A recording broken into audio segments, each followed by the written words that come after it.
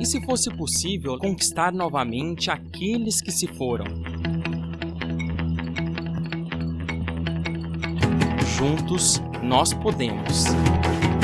Invista neste canal. Invista em um mundo melhor.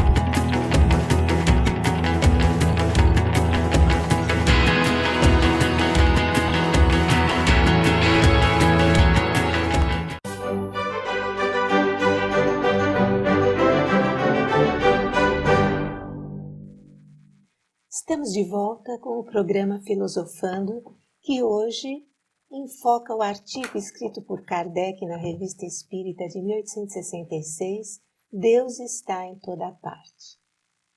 Comunique-se conosco, compartilhe a sua opinião, você é muito importante para nós. Utilize o facebook.com/cforg ou fale através do site da tvmundomaior.com.br. Professora Sônia, estamos falando sobre Deus, na verdade? E dentro das revelações cristãs, qual a primeira ideia que se fez de Deus? O Livro dos Espíritos vai nos auxiliar bastante nesse entendimento. A ideia de Deus é inata no ser humano, né?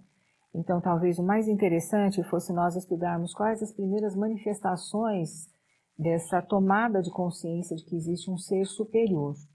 Então, nós temos livros espíritas que trazem para nós abundantes exemplos dessas manifestações que, no fim, acabaram por criar as religiões como nós as conhecemos, principalmente durante a Idade Média, né? Mas antes dessa abordagem alternativa, que seria a abordagem das religiões em si, cujo conceito de Deus é um conceito muito mais antropológico, muito mais antropomórfico do que aquele concernente à divindade que os espíritos superiores trazem para nós no Livro dos Espíritos, eu vou dar uma definição da filosofia da religião por parte de um filósofo chamado Richard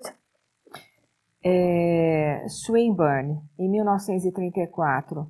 Ele aceita que as objeções aos argumentos cosmológicos mostram que a existência de Deus não está provada logicamente. Evidente.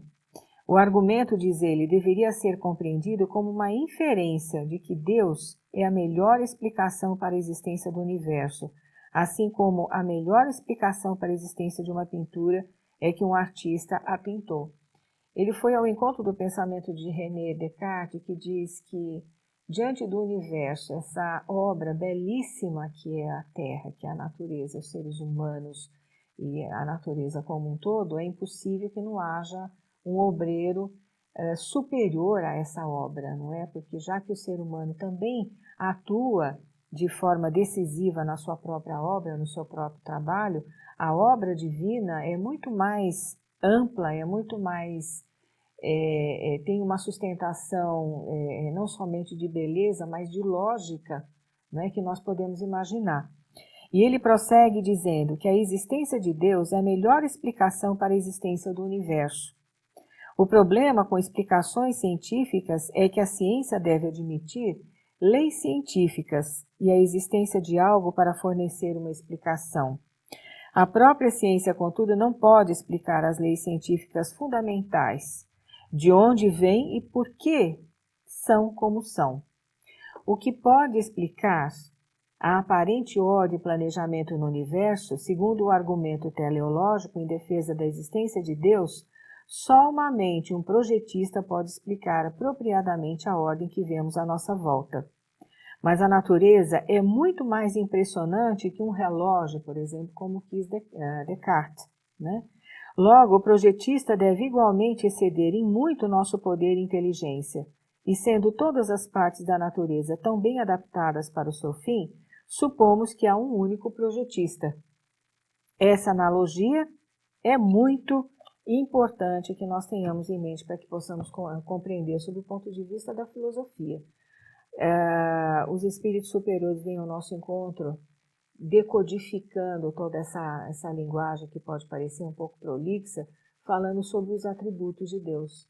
Então, tudo aquilo que nós podemos observar em a natureza, que está no Livro dos Espíritos, e que eu vou tomar aqui como exemplo de leitura, que está ali na questão número 13 do Livro dos Espíritos, são os atributos divinos. Deus é eterno, né? Deus é imutável, Deus é imaterial.